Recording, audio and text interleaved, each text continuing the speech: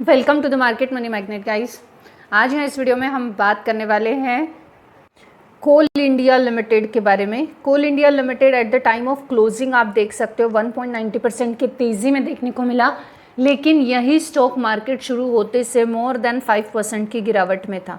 अब 5% की गिरावट के बाद सडनली आफ्टर 2 PM 2 बजे के बाद ऐसी कौन सी न्यूज़ आई कि कोल इंडिया लिमिटेड में इमीडिएट 5% की गिरावट से लेके मोर देन 1% की तेज़ी में इसने शिफ्ट कर लिया।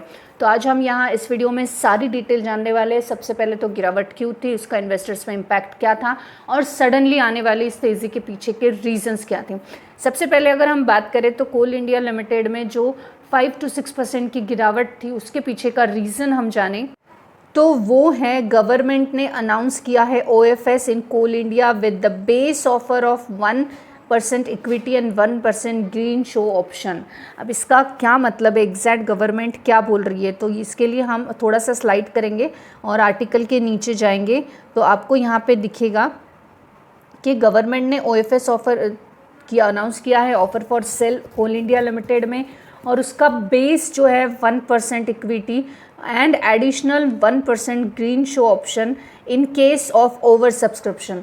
अगर ऑफर फॉर सेल अगर ओवर सब्सक्राइब हो जाता है तो 1% का शो ऑप्शन यहाँ पर जो है कंपनी ने अनाउंस किया हुआ है। अब सोशल मीडिया पोस्ट, साथ ही साथ जो डिपार्टमेंट ऑफ इन्वेस्टमेंट है और पब्लिक असेट्स मैनेजमेंट है, इन्होंने जो प्राइस OFS की रखी है, फिक्स की है 112 रुपये पर शेयर पे फिक्स की हुई है।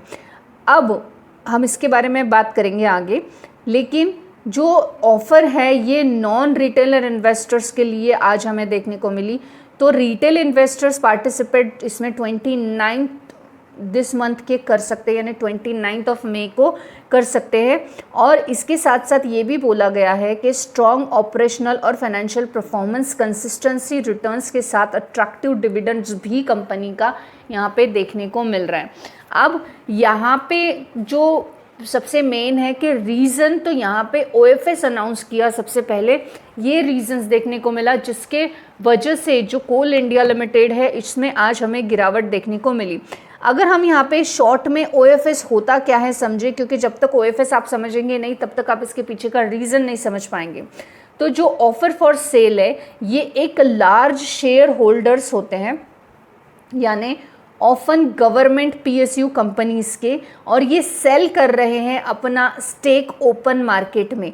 अब ये जो शेयर होल्डर्स है ये अपना स्टेक ओपन मार्केट में OFS के थ्रू सेल कर रहे हैं। अब गवर्नमेंट ऑफ इंडिया यूजुअली जो सेल करता है उस वजह से होल्डिंग उनकी रिड्यूस होगी गवर्नमेंट ऑफ इंडिया की कोल इंडिया में, ठीक है। साथ ही साथ इंक्रीज़ होंगे नंबर ऑफ शेयर जो कि अवेलेबल मार्केट में हैं।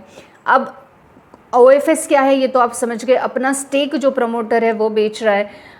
अब why does the stock fail, इसमें स्टॉक को गिरने की क्या ज़रूरत है। सबसे पहला रीज़न तो यहाँ पे कि सप्लाई सडनली इंक्रीज़ होगा, यानी बहुत शेयर आएंगे तो मोर सप्लाई होगा, और डिमांड यहाँ पे मैच नहीं हो रही है क्योंकि प्राइस गिर रही है।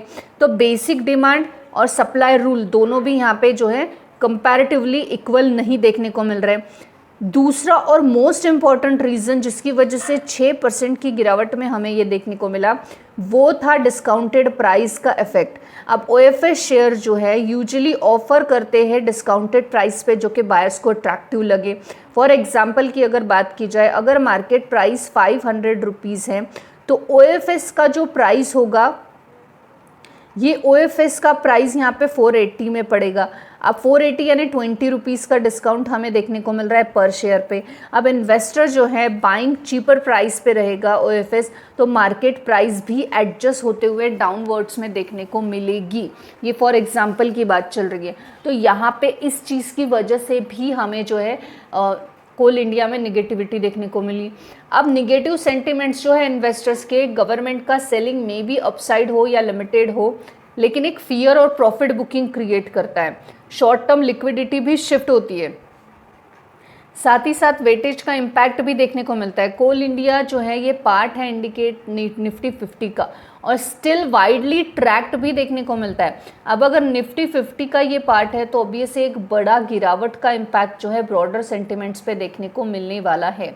अब ऐसे में रिटेल इन्वेस्टर जो है ये पैनिक सेलिंग कर देते हैं ड्यू टू सडन ड्रॉप होने वाला है, या कन्फ्यूजन होता है कि कुछ रॉन्ग हो रहा है क्या कंपनी के साथ जो OFS आ रहा है।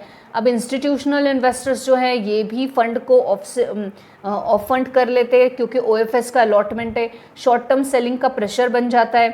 क्या फंडामेंटली ये बैड है? तो नहीं, ऐसा कोई ज़रूरी नहीं होता कि OFS है मतलब कंपनी फंडामेंटली वीक है, या ऐसा भी नहीं है कि गवर्नमेंट का स्टेक रिड्यूस हो रहा है यानी कंपनी बंद हो रही है या प्रमोटर को इन पे भरोसा नहीं है। कोल इंडिया जो है ये अभी भी स्ट्रॉन्ग डिविडेंड हिस्ट्री देता है, स्टेबल कैश फ्लो है और मोनोपोली रखता है कोल सेक्टर में, इस वजह से अभी भी ये एक स्ट्रॉन्ग ही स्टॉक देखने को मिलता है। अब अगर हम एक मेन बात कर ले कि OFS तो है कि OFS का प्राइस बैंड क्या डिसाइड किया हुआ है, जो फ्लोर प्राइस है वो क्या है, तो 412 रुपीज़ देखने को मिल रहा है। अब 412 रुपीज़ है तो डेफिनेटली जो ये स्टॉक प्राइस अभी है ये स्टॉक प्राइस एडजस्ट हो जाएगा 29 मई के टाइम पे, और 5 से 6% करंट प्राइस से हमें डाउनवर्ड में देखने को मिलेगा। तो यहाँ पे तो ये निगेटिव सेंटिमेंट्स होने चाहिए, लेकिन जो कोल इंडिया है ये आज हमें पॉजिटिव एट द एंड देखने को मिला है। अब ये पॉजिटिविटी के पीछे का कारण क्या है अगर हम ये जानने की कोशिश करें तो सबसे पहला रीज़न जो ये पॉजिटिविटी के पीछे का रहा है, इंट्रा डे का जो शॉर्ट कवरिंग है, जो कि बहुत कॉमन रीज़न है, यानी बहुत सारे ट्रेडर ने जो है शॉर्ट पोजीशन बना ली थी मॉर्निंग में, और इस वजह से जो फॉल था ये फर्दर हमें रश बाय बैक में होता हुआ देखने को मिला, और यही सडन स्पाइक जो है क्रिएट करता है। यूजुअली लास्ट 1-2 घंटे में ये चीज़ होती है, तो ये भी एक रीज़न है कि PSU स्टॉक्स लाइक कोल इंडिया ये हमें एक शो कर रहा है पैटर्न, और वो पैटर्न के हिसाब से हमें ये एक कॉस्ट देखने को मिल रहा है। इसके साथ जो मेन रीज़न है वो मेन रीज़न हमें सेकंड देखने को मिल रहा है कि इंस्टीट्यूशनल इन्वेस्टर्स का बाइंग, स्मार्ट मनी की एंट्री कोल इंडिया में होते हुए देखने को मिली। अराउंड 2 PM से 3 PM के बीच में FIS-DIS ने जो है एग्जीक्यूट किए हैं बल्क ऑर्डर्स कोल इंडिया में। इवन स्मॉल बाइंग जो है हेवी वेट PSU में ये भी हमें देखने को मिल रहा है। वॉल्यूम स्पाइक हुआ है, लार्जर ग्रीन कैंडल्स बने हैं, और ये सब हुआ है FIS के बाइंग में। अब FIS का बाइंग कोल इंडिया में क्यों हुआ है जबकि इसमें OFS आने वाला है, इसके पीछे के 2 रीजंस देखने को मिलते हैं। क्योंकि OFS का जो प्राइस बैंड फिक्स किया गया है वो है 412 रुपीज़।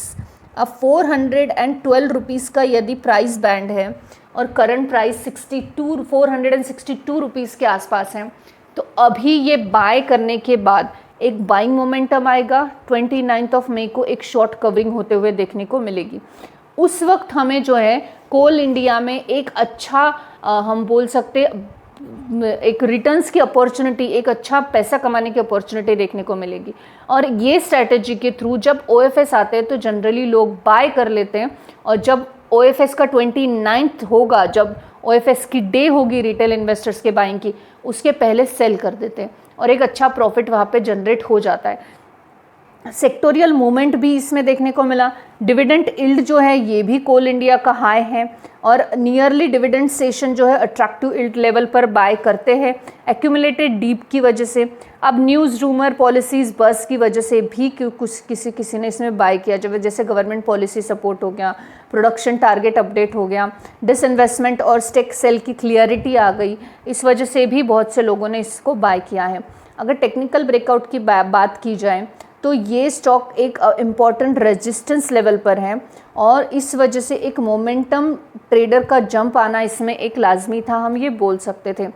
तो अब आपको क्या चेक करना चाहिए यदि आपने भी इसको बाय किया है या आपके पोर्टफोलियो में है? सबसे पहले तो स्पाइक आप देखिए 2 PM का कितना है, 2 PM का स्पाइक इसमें देखने को मिलता है।